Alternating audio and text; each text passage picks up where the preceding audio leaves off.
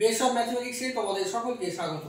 এখন আমি আলোচনা করব কিভাবে সহজ সমীকরণের অবনয়ন পদ্ধতিতে সমাধান করা যায় তা নিয়ে। এখানে ক্লাস 9 থেকে একটি অঙ্ক দিয়েছি। এখানে দুটো সমীকরণ আছে। প্রথম সমীকরণটি হলো 3x + 2y = 6। এটিকে নাম দিলাম 1 নম্বর সমীকরণ। আর পরেরটা হচ্ছে 2x - 3y = 17।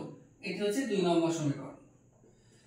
তো এখন অবনয়ন পদ্ধতিতে সমাধান করার প্রথম নিয়ম হচ্ছে এই সমান চিহ্নের বাঁদিকে x যুক্ত সংখ্যা এবং y যুক্ত সংখ্যা থাকবে এবং সমান চিহ্নের ডান দিকে ধ্রুবক পদ থাকবে, অর্থাৎ সংখ্যা থাকবে।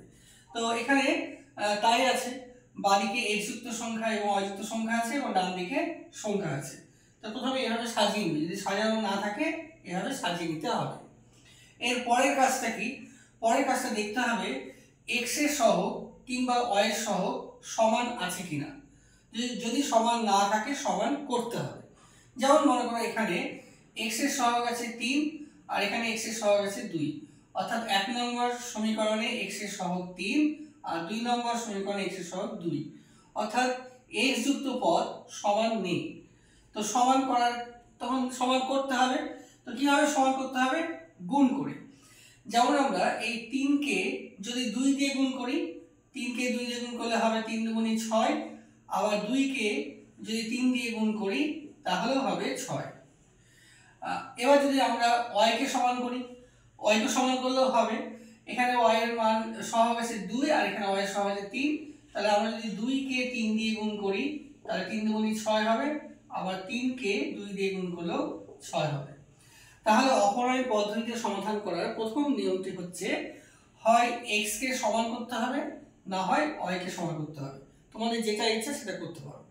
তো মনে করো আমি এই অঙ্কে y কে সমান করতে চাইছি। তো এখন y কে সমান করতে গেলে কিভাবে করব? এখানে 2 আছে, এখানে 3 আছে, তাহলে এই 2 কে 3 দিয়ে গুণ করতে হবে। তো এখন 2 কে 3 দিয়ে গুণ করা মানে শুধুমাত্র a কে গুণ করলে হবে না, এই পুরো সমীকরণটাকেই গুণ করতে হবে। তাই আমরা এখানে লিখছি গুণ 3, আর এখানে 3 কে গুণ করা হচ্ছে 2 দিয়ে, অর্থাৎ পুরো সমীকরণটাকে 2 দিয়ে গুণ করতে হবে। আচ্ছা, এবার তারপরের কাজ হচ্ছে এই গুণটা করে দাও। তাই 3 দিয়ে গুণ করো, সবাইকে গুণ করো। তাই 3 দিয়ে 9x + 6y আর 3 6 18। এবার 2 দিয়ে গুণ করো, 2 দুগুণে 4 মানে 4x - 3 দুগুণে 6 6y আর 17 দুগুণে 34। এভাবে গুণটা করতে হবে। গুণ করার পরে এখানে দাগ দেব। এবার এই দুটো সমীকরণ যে পেলাম এটাকে হয় আমরা যোগ করব, না হয় বিয়োগ করব। তো এখন আমরা কাকে সমান করেছি? এই y কে সমান করেছি।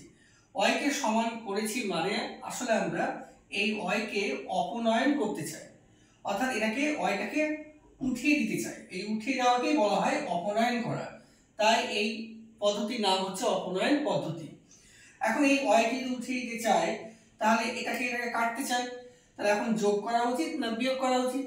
তো যদি যোগ করি তাহলে চিহ্ন পাল্টায় না, কিন্তু বিয়োগ করলে পরে চিহ্ন পাল্টায়। তো যোগ করলে চিহ্ন পাল্টায় না, তাহলে কেটে যাচ্ছে। তাহলে আমরা এই দুটো সমীকরণ আসলে আমরা যোগ করব। যদি এখানে প্লাস থাকতো তখন তো কাটছে না, তখন বিয়োগ করতাম, কিন্তু এখানে আমরা করব যোগ।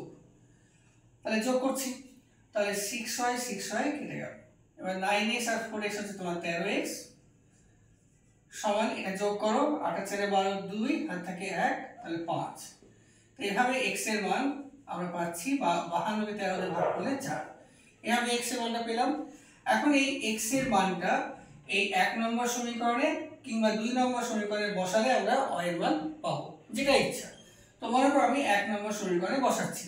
তাহলে 1 নম্বর সমীকরণটা লিখে দিই আগে। 3x + 2y = 6। x এর মান কত পেয়েছি আমরা? 4। তাহলে এখন এখানে x এর মান 4 বসাবো। তাহলে 3 × 4 + 2y = 6, তাহলে বা 2y = 6 - 3 4 12, তাহলে বা 2y = -6, তাহলে y = 6 কে 2 দিয়ে ভাগ করো, তাহলে -3। তাহলে আমরা উত্তর পেয়ে গেলাম x এর মান হচ্ছে 4 আর y এর মান হচ্ছে -3। তো এভাবে অপনয়ন পদ্ধতির সমাধান করতে হয়। তো আজকে প্রথম অঙ্কটি করলাম। এইভাবে আরও দু একটি পর্ব নিব অবনয়ন পদ্ধতিতে সমাধান করার জন্য। তোমরা অবশ্যই দেখবে। Thank you.